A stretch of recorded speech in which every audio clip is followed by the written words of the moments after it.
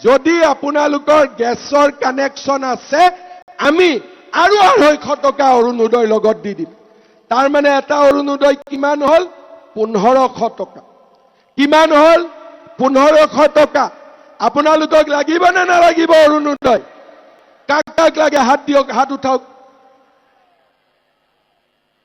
যদি বিজেপিক ভোট দিয়ে এতিয়া ইলেকশনৰ আগতে কোনবাই খানা খুৱায়, ঠিক আছে, খানাটো একবাৰহে খাব, কিন্তু বিজেপিক জিকালে অৰুণোদয় আঁচনি নমৰালৈকে পাই থাকিব। কোনটো ভাল? একদিন খানা খোৱাটো ভাল নে অৰুণোদয় আঁচনিটো ভাল? কোনটো ভাল? কোনটো ভাল? অৰুণোদয় আঁচনিত আমি 1250 টকা একাউণ্টত আৰু গেছ কিনিবৰ কাৰণে 250 টকা।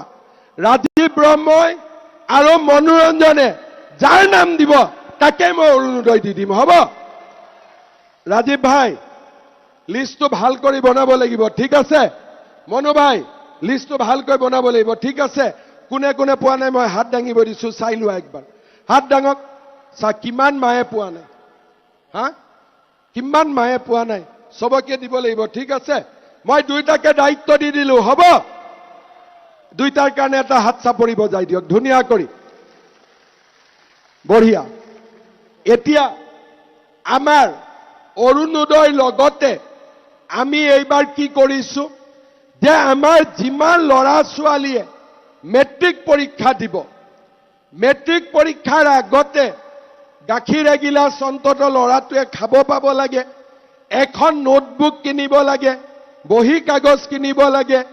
যিমান ল'ৰা ছোৱালীয়ে মেট্ৰিক দিব নৱেম্বৰ মাহৰ পৰা মেট্ৰিক নোযোৱালৈকে সব মেট্ৰিক কেণ্ডিডেটক মাহত মই 300 টকা কৰি দি গৈ থাকিম, যাতে আমাৰ ল'ৰা ছোৱালীয়ে মেট্ৰিকৰ কাৰণে ৰেডি হ'ব পাৰে। তাৰ লগত কি আছে আপোনালোকে জানে যে আমাৰ সেলফ হেল্প গ্ৰুপত যিবিলাক মহিলা আছে সেই মহিলাক আমি 10,000 টকা দিয়াৰ ব্যৱস্থা কৰিছো। অসমৰ সকলো জাগাতে নলবাৰী, জাগিৰোড, ঢেকিয়াজুলিত বহুত বড়ো মা আৰু বাইদেউ আছে, আপোনালোকে ফোন কৰিলে খুদিলে গম পাব। সকলোৱে 10,000 টকাকৈ পালে, কিন্তু আমাৰ বিটিচিত আজিলৈকে এই 10,000 টকাটো পোৱা নাই।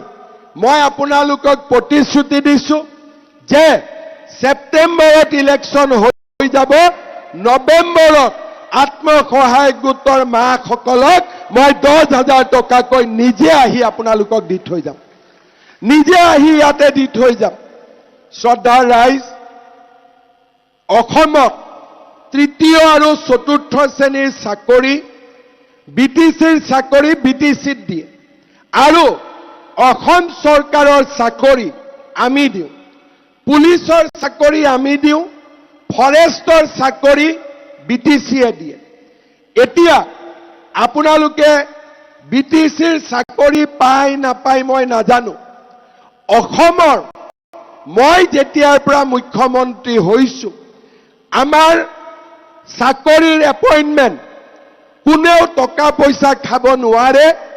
আমি দুখীয়া ঘৰৰ ল'ৰা ছোৱালীক চৰকাৰী চাকৰি দিয়াৰ ব্যৱস্থা কৰিছো।